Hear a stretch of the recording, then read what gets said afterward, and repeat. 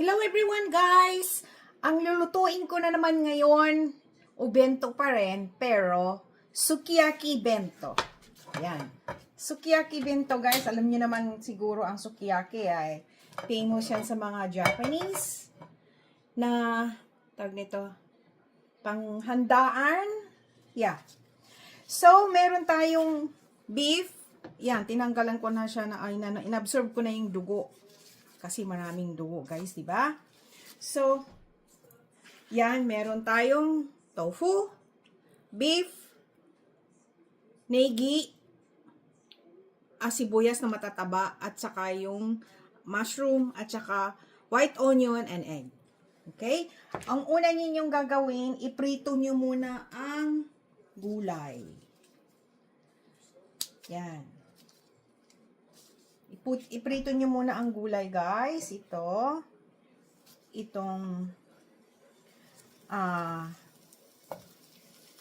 onion, sibuyas na malalaki. Yan, iprito nyo muna yan. Tsaka itong mushroom. At saka itong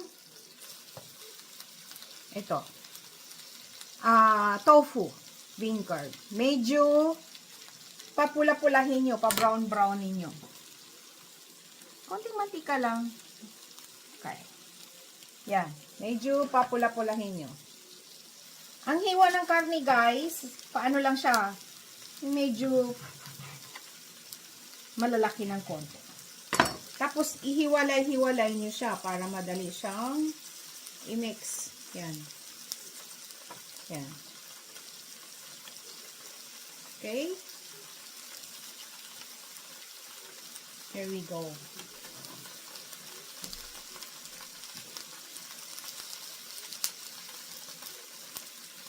Tingnan nyo guys, oh, ganito siya, oh.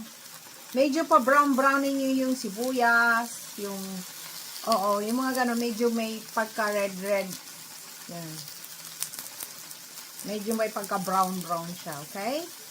Yan, lahat yan, pati yung tofu. Ito guys, tanggalin nyo na. Tanggalin nyo na siya. Ngayon, isusunod natin yung karne. Okay? Paglagay nyo sa karne, lagyan ng kunting mantika, guys. And, ilagay nyo na yung karne. Okay? Yan.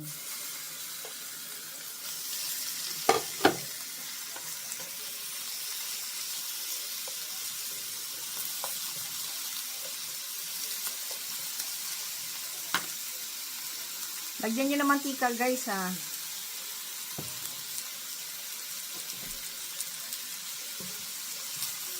Yan, yung sibuyas. Kasi masarap yan, medyo ma-brown-brown at mabango na siya ngayon. Salin nyo na. Guys, dito na kayo maglagay ng sugar. Din sa ibabaw ng karne. Ang sukiyaki na to is, Kansai style. Ang mga Kansai style kasi sugar muna. Yan. And, ini-mix lang. And, susunod nilang ilalagay is yung soy sauce. Yan. 1 tablespoon. And, mirin. Sunod-sunod na. And, osake. Yan. Para hindi kayo malito, hindi magamit na lang kayo ng ganito. Kasi hindi, mahirap din mag-chopstick. Gagamitin. Yan. Ayan na siya.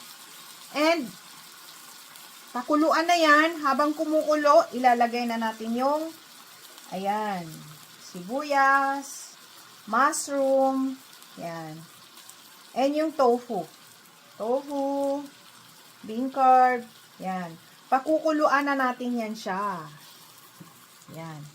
Pag kulang, lalagyan uli ninyo ng toyo or osake. Japanese osake. Yan. At ilalagay natin dito yung sa tabi yung itlog.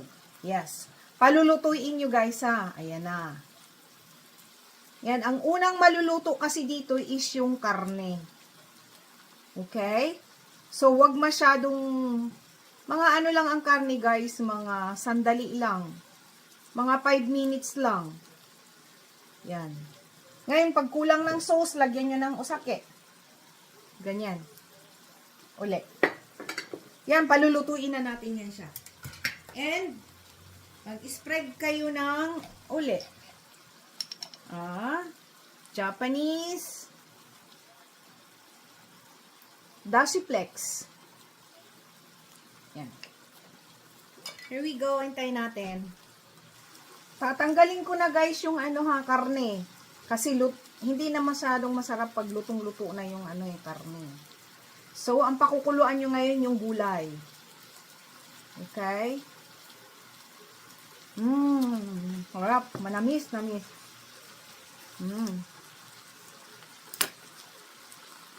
Guys, ito na siya, sukiyaki na siya. Ilagay na natin siya sa ubento. Manamis-namis, ayan, Yan. Okay? Ganyan ang pagluto ng sukiyaki. Dinagdagan ko siya ng soy sauce kasi medyo nawala ng tubig. Pero yung karne, wag nyong i-overcook. Guys, ito na siya, So, ilalagay na, binalik ko uli yung karne ng konti para mag-absorb yung sauce niya. And, dito na natin siya ilagay. Okay? Wow. Spread nyo siyang ganyan. I-arrange ko lang muna, balikan ko kayo. Guys, ito na, Ito na ang ating sukiyaki bento. Look at that. Diba? Ang sarap. Bye! God bless all! Please subscribe, like, and share. And i-click nyo na rin yung notification bell para palagi kang updated sa ating mga bagong video. Yung sauce niya, guys, ilagay nyo sa ibabaw ng beef. Yung tofu, tignan. Pati yung sa para may lasa talaga siya. Yan. Here we go. Bye! God bless all!